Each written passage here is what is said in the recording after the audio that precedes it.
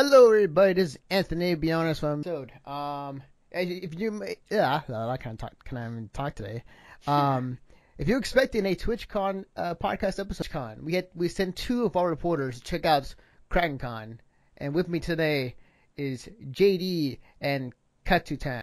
And they're here to tell us everything about Kraken Con. So, where to begin? So girls, because I really wanted to go, but I couldn't. The big thing for me that stood out from this year's announcement of Kraken Con in the fall was that the you guys approached the con. It was interesting. Yeah, it was definitely interesting on several times in the past when it was still at the Oakland Convention Center. Yeah. So, super different. Definitely great Cosplay that was nautical themed. It was an amazing place to get like a free kind of location shoot in. In the hangar bay itself looked really cool too because we had like planes in the background and things like that. So even cool. Instead of your average like hall shot where you have like vendors tables and like convention center backgrounds, you've got like ships in the background, planes water in the and background. stuff. It was kind of difficult to navigate through the ship. The stairways and getting around was kind of hard because there you had a prop or you had some unfavorable shoes on. It was kind of difficult, but yeah, definitely it was. It's not handicap accessible. Yeah, that was definitely a big problem. I see. And I think they stated that on the website when concerned about that. There was one person, I saw at least one person who was in a wheelchair, and they had to get in and out of the upper floor. They had to because they had to get a wheelchair down from the area that you're usually not supposed to exit from. Mm-hmm. So that started causing a lot of congestion too. I see. Something you don't normally see. Like I've seen this type of thing happen with another convention I can't remember at the moment that did it last year. Hearing from you two. Yeah, definitely. In terms of how they transition a convention into like how were some of the things that you would normally see at a convention handled at this year's Kraken Con? So they were in different rooms in the ship. I went to the press Q&A with all of the guests, and that was this amazing room that, I mean, I'm not really sure what they use it in a ship, but it was very steep, like a viewing room, and it had seats that go up, and it was really cool. So it was cool to see them use the ship's room. I thought that was pretty cool. Yeah, and then for I think the guest of honor panels, there weren't too many panels since it one day, so they kind of had to cram everything that they could into like a span of like 7 hours, I think. Yeah, it was only from like 9 to 5 ship. Okay. In terms of it does like make it more expensive than a building for obvious reasons. So the thing that I noticed in the photos that kind of, I mean, obviously the Kantai collection cosplayers are loving it. Oh, they were great. Yeah. They looked so good. Also fit the bill when it came to the area. What were some of the cosplays that kind of stood out to you? Into it. They were just, I mean, I think the cosplay at this con was just amazing. Everyone who I saw looked absolutely fantastic. So, okay. I don't know. The winner of the cosplay contest was it Shepard from Mass Effect? It was Shepard from Mass Effect, and his first costume, I think it was the first costume it was amazing. He looked really good. It was so fantastic. Awesome. There's a bunch of really cool pictures of him online already. The costume looks exactly like you stepped out of the game. It really did. It was just kind of like, and this was your first costume you ever made? Thing. Some people are just super talented. I know. I'm just like, just take your talent and like pour it into fantastic. Everyone in the contest, the costume contest, was like, they were I think that was one of the big things that I noticed is like made and it's absolutely drop dead amazing, and I'm just like, but wait, how? Oh yeah, the winner from Kuroshitsuji, I think. Yeah, I think so. And it was the first costume she had made, and it looked amazing, and they were perfect. Wow. And that was the first costume she'd ever made. Wow. So, I don't know. I don't have one place, so I can look at them all. That's cool. I mean, it's always exciting to hear new cosplayers come about and really really good in the first try. So. Some talented people. Definitely. But a really cool thing about Kraken Con too is because it doesn't market itself as themes from things that aren't anime too, so it markets itself as kind of like a free-for-all sci-fi, comic, anime, anything, movies, things like that than other cons that I've gone to. Yeah, that's definitely something. Like in Sake Anime's Masquerade, you can only enter if it fits the theme of the but in the Kraken Con contest, there are no guidelines pretty much, so you can enter costume or unique costumes that are amazing that you wouldn't see otherwise. There's a group of cosplayers that I always have back. I think spring of 2014, they did like these characters from Sesame Street or the Muppets or something. I can't remember what they're called. And then the year after that, or this. I think I know who you're talking about. Yeah, you know exactly what I'm talking about. Yeah. But they're always really cool because they always pick really interesting things that nobody else would even think about doing. Did the costume contest, and they made their costumes the night before. And they did the Count and straight out of Sesame Street. Nice. And that was cool. You get some really interesting costumes at Kraken Con. It's definitely aspects. Yeah, definitely. It is something interesting, or it's funny how you bring up that Kraken Con. This, in my mind, it kind of felt like it, or like it was initially, every other convention in California. That has that, like, they don't advertise themselves that way, so that's interesting. So in terms of like for this one day con, it was a little on it was pricey, expensive side for being one day. I think it was because I think what they had to do was they had to cover the cost of the ship.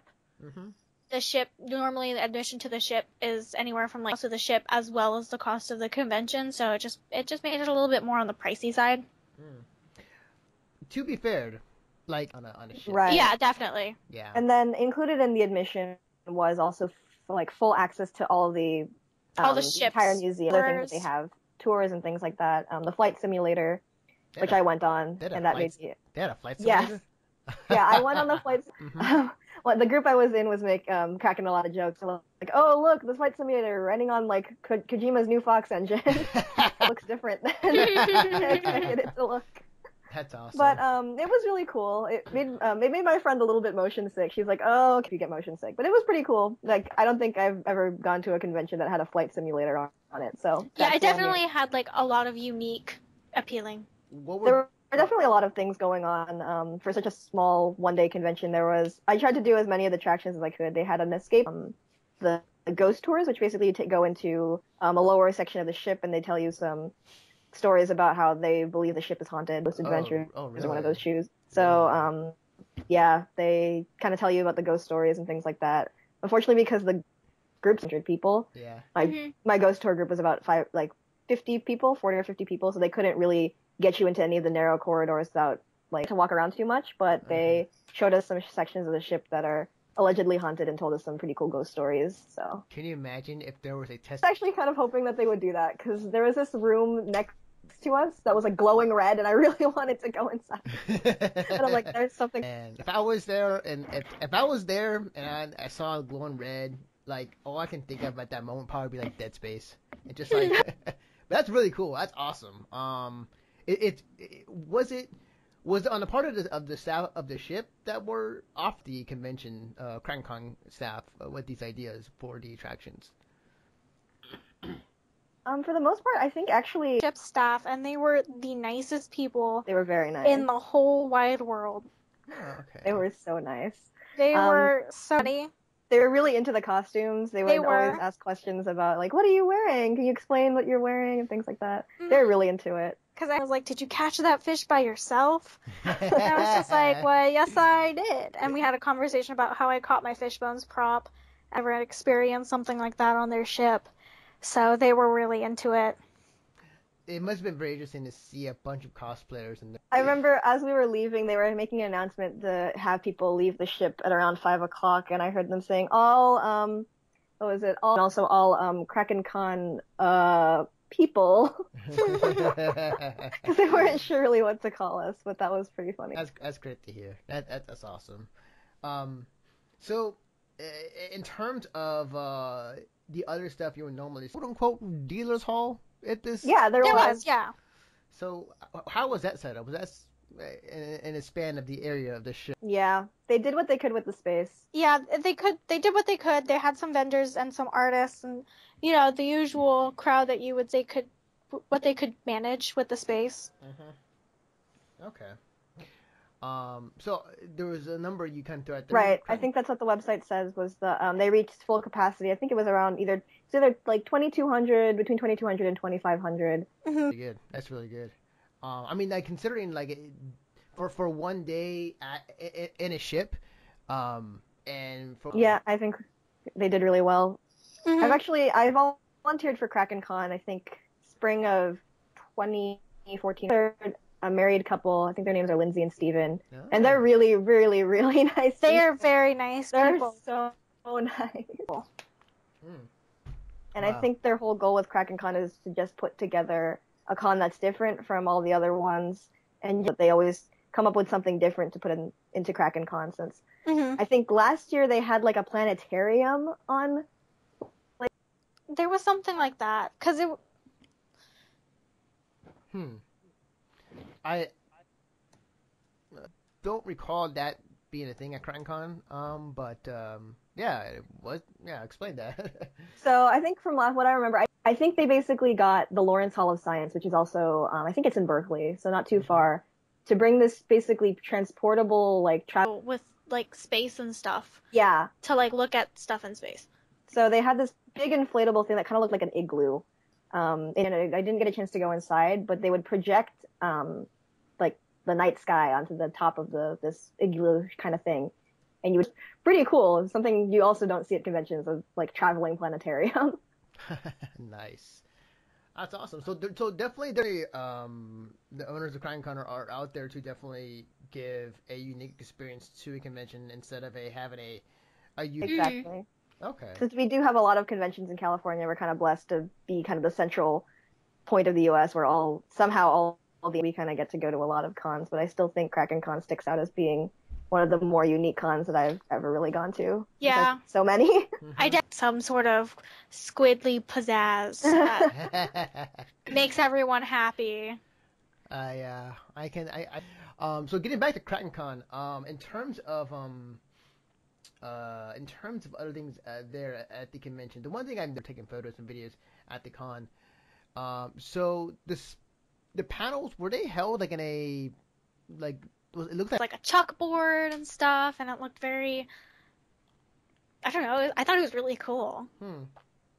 They were really neat. Zach Callison's panel, the voice actor for Steven Universe, who Yeah. voiced Steven. Mm-hmm. So I think they held most of the like main guest panels outside. People be able to go because there was such a small rooms. You couldn't fit too many people in there, so a lot. Since I remember from attending panels in the past at other cons, it gets pretty hard to hear with like inside of this room because the sound doesn't really. The sound is easily kind of gets all over the flight deck, and I could hear what he was saying from the panel on the other side of the flight deck. Yeah. I thought it was you could also, like, I was waiting in line for autographs, and I was simultaneously watching Christy Carlson Romano's panel, doing something else. Right, exactly. Okay, so it was more. Okay, so it was a happy accident, as it were, because the audio can reach in the span of where you're at to where the main events area is at. Then yeah, you get 2 in 1. Another panel as well, which is super cool. And like I was at the Splatoon gathering, kind of like half participating in the gathering and half listening to Zach Callison's panel. It was super fun.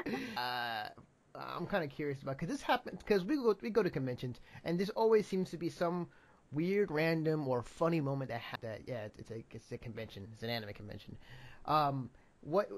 Did any moment for you kind of like happen for you at? Let's see. Oh yeah. And there was a little group of, there was a lot of Splatoon cosplayers at this con since it's on a boat and like squids and everything like that. So, and the whole theme is squids because it's crap. Family with like the mom, the dad, and their 2 little like sons dressed as all Splatoon characters. Haha, sick. And they come running up to me and they're like, I want to cry. Aww. It was so cute. Like they really thought I was her and I was like, ah! That's like a Disney princess. Because they're like, you're Callie, and I'm like, yeah. That's great. So that made my week. Man. I have. JD, do you have moments? I mean, I thought the con. I think it was the press Q&A that they had, and I could not find where it was for like the longest time. So I walked in kind of late, and I walked in right Q&A, and I walked in. I'm wearing Jinx, and she was like, speaking of Jinx, and she did the Jinx voice, and I thought that was pretty cool because she was Star Trek struck. She was just like, oh, you're Jinx, and I'm like, I am Jinx. You're Jinx too. Awesome. Yeah, Cinder Worms is really cool. I met her a few times. Yeah, she's really funny and she's really awesome. She in her panel, someone asked what her favorite character was that she had voiced, and she was like, well, I can't really choose after I finish a character where all my characters that I ever voiced play together in my mind. Oh my god, that's in this so little weird. zoo, and I was just like, oh my god. And she was just like, no, this is what a nerd. Yeah, I was like, you're so funny. It was so funny. That's great. That is awesome. So the ship and having fun and all is great, but at some point you gotta get some food in your stomach. So like, was there food on the ship, and if so, what was it? So there was food on the ship, like the normal thing that they usually have for the USS price con food. It's like cafeteria food. Yeah. So I avoided that at all costs because I didn't want cafeteria food. But because it was That's great. That's it was so good. wow. Like unbelievable. I opted for the takoyaki. That was also nice. Takoyaki-ish. Oh yeah, they had takoyaki on the flight deck. That was pretty cool. I avoided that because I was dressed as a squid and I thought that was weird. It was a little. That like in their advertisements. Yeah. Like, as much as we don't want to eat our squid brethren, I know we will get hungry, so we're gonna have takoyaki on the flight deck. Yeah. There were two food trucks on basically where the registration was right outside the ship, and there was a soul food truck and like a Korean barbecue truck, and oh my god, it was so good. Wow. I had like fried chicken bits and waffle bits. My friend had egg sandwich, and like they've been thinking about it like. The day we were trying to figure out what we wanted for so easily the best food I've ever eaten, like on site at a con. It was so good. Wow, nice. Thought about that was a gold star for them. So yummy. It was delicious. Definitely. So I'm just curious, a food place like nearby in sight, or is it like the location wise? Where is it kind of in a rural area or? Jen's close. Yeah, no, definitely not. I'm pretty familiar with the East Bay, so the Alameda area that it was in was pretty much all like shipped an army base. So it used to be an army base, so it's pretty isolated from the rest of the area. Alameda is kind of like if you drive maybe a mile or so out from where you are, you run into an In-N-Out. But other than that, I think that the staff at Kraken Con have to do. Yes, exactly, because there's nowhere really. Makes plenty sense. But that's also very smart as well. Definitely get on them for doing that for sure. Good for the food trucks too. I'm thinking about the food. I've like tracked down that food truck that we ate at. It's in Fremont, and I'm like, we gotta go back. So the last few things I want to ask, because we talked about it briefly. How were the gatherings? Like how? Like tiny, but yeah, pretty fun. tiny. I think I went to the league gathering and there were only like less than 10 people who. A happy like time to meet everyone and see everyone. All the costumes looked really, really good. I thought it was kind of cool to have small gatherings while we were taking pictures, and I actually like made some connections through that. So I thought that was cool because sometimes gatherings they get so big it's just kind of go. We only have an hour. This one was kind of more flexible of what you wanted to do. I thought it was cool. Yeah, in the Kraken Con gallery of the league gathering, and everyone looked really, really cool. The costumes all looked really nice. Like all of you guys looked really good. You guys have yes, without a doubt. Cosplayers go so hard. If there is one particular cosplay group I always respect, whatever convention they go to, they do. Oh man, they go in like a full 100% on their costumes and the props and armor that they make from each costume. League cosplayers, because my friend cosplays as Ari, and she made all 8 tails, and she's very, very short, so feature her around AX, and yeah, she goes hard. It was, yeah, these cosplayers go so hard. That's awesome. But the Splatoon gathering, the pictures. There were so many Splatoon cosplayers. It was so cool. I always think there were a couple other people cosplaying as the Squid Sisters, but I think so. I was kind of the one Squid Sister wandering around, and every time I ran into another Squid, they'd be like, "Oh my God, it's Callie!" and they started like bowing. And then I was actually kind of late to the Splatoon gathering because I got stuck in line trying to get up to the flight deck, like handicap accessible. Mm-hmm. So I got up there maybe like 5 minutes late. So like kind of arriving fashionably late to the Splatoon gathering, where they were like, "Stay fresh," and I'm like, "I'm gonna cry." It's like, I'm here now. The party can begin. Yes. And I was like, "Oh, everyone's so nice." Really good. Like, yeah, cosplays are really colorful, and especially with the backdrop of the ship in the background and water. Yeah, it looked awesome. Really, really cool. In terms of anything else that was not talked about in the podcast, what was there anything else that you want to bring up on the podcast? I think one of the things that I noticed was, I mean, Green that day, you were boned. Like, I didn't expect the con to take place so much out. Totally didn't realize sunscreen was like an option. So I had the most vicious sunburn after tan line, so that's something I'll have to live with for the rest of fall and winter. Yeah, I got back from Kraken Con, I was like maybe 2 shades darker. I was like, what happened to me? But I don't go outside very much other than going to cons, so it started to fade already. Time I got sunburn, and it was so bad. I like couldn't move the next day. I was just like in so much pain. But yeah, sunscreen was definitely. I'm used to doing sunscreen for cons since I'm a regular at AX and standing in 4-hour lines in the brew. Used to that kind of stuff. I had a moment of not smartedness. Yeah, it happens. I mean, we've all been there and done it at least once or twice in our lives being a cosplayer. Like, I've done it. Yep. I mean, there was no way I wasn't gonna stand in that line to get. I got Sarah Williams to sign my Fishbones prop, so I thought that was sunburn. It was a price to pay, but you know what? Worth. Yeah. So, overall thoughts. Overall thoughts on Kraken Con. You know, what do you think? Experimenting with like the idea of like, you know, what type of thing we should do for next convention, or you know, a convention after that. But like, it's overall they could have done better. You know, but there were things that didn't go too well, and so on.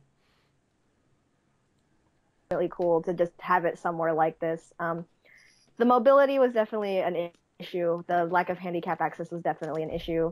Escape game early in the day, and their puzzles were like some of the answers to the puzzles were incorrect, or the solutions were incorrect. So that was a little bit rushed. It was still fun. For the most part, I think it would probably not work again for like if it were a regular thing to hold a convention on a boat like this because of the lack of mobility. But for the upcoming Kraken Con, it's returning back to the Oakland Convention Center. And I think it'll be okay to have it back being able to move around and things like that.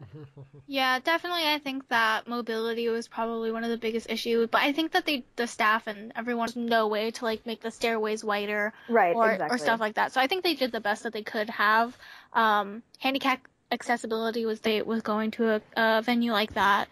But other than that, I think it was a cool experience.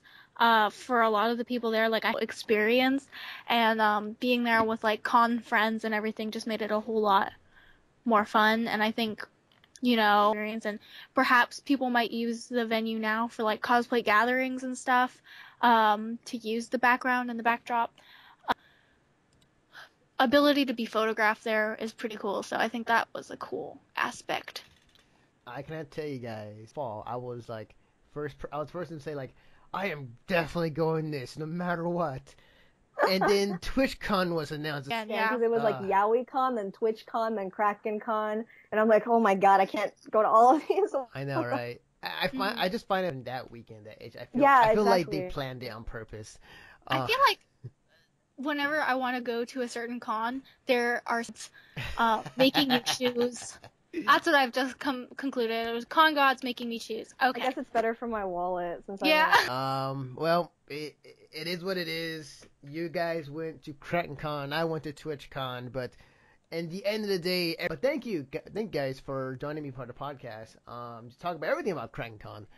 Before we close out the show, JD, where can I? Just the letters JD Cosplay on Twitter, and on Cosplay Amino app, same handle JD Cosplay. On the internet. You can find me in the same places on Instagram at JustKazutan, Kasuutan. I'm also and Cosplay Amino all under the same name. Awesome. You can find me personally on Twitter at Naruto. You can follow the work that we all do.